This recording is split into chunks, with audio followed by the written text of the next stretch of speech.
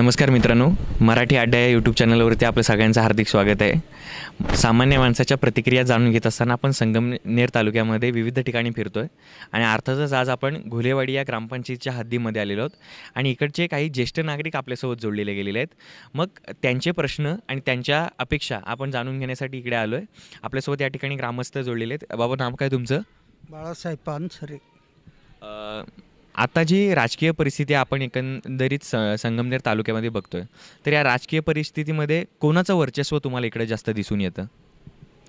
काँग्रेस पक्षाचं वर्चस्व संगमनेर तालुक्यामध्ये चांगलं वाटतं।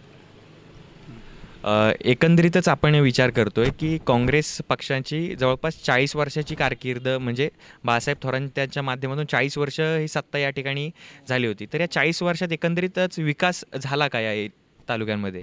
मग विकास तर झालाच ना, विकास झाला। संगमनेर तालुका तसा दुष्काळी भौगोलिक परिस्थिती जुन्या काळामध्ये जर अभ्यासली तर संगमनेर तालुका हा दुष्काळी तालुका। परंतु जुन्या काळामध्ये भाऊसाहेब थोरातांनी जी हरित क्रांती संगमनेर तालुक्यामध्ये आणली, प्रवरेवरून पाईपलाईन आणल्या, तालुक्यामध्ये शेती फुलवली, त्याचबरोबर साखर कारखाना, इंजिनिअरिंग कॉलेज, दूध संघ, अशा विविध प्रकारच्या ज्या संस्था आहेत त्या संस्था आज चांगल्या परिस्थितीमध्ये बाळासाहेब थोरातांच्या नेतृत्वाखाली आज संगमनेर तालुक्यामध्ये या संस्था चालू आहेत।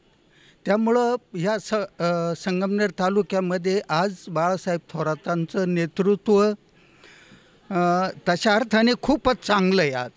परंतु अपवादात्मक कालच्या विधानसभेमध्ये त्यांना पराभव पत्करावा लागला। त्याच्या पाठीमागची पार्श्वभूमी जी आहे ही काही वेगळीच आहे आणि त्या वेगळ्या परिस्थितीमध्ये काही कूटनीती करून विरोधी आमदार या ठिकाणी निवडून आला आणि त्यामुळं बाळासाहेब थोरातांना पराजय पत्करावा लागला। परंतु येत्या स्थानिक स्वराज्य संस्थेच्या निवडणुकांमध्ये निश्चितच काँग्रेस पक्षाचा विजय नक्कीच होणार, ही काळ्या दगडावरची रेघ।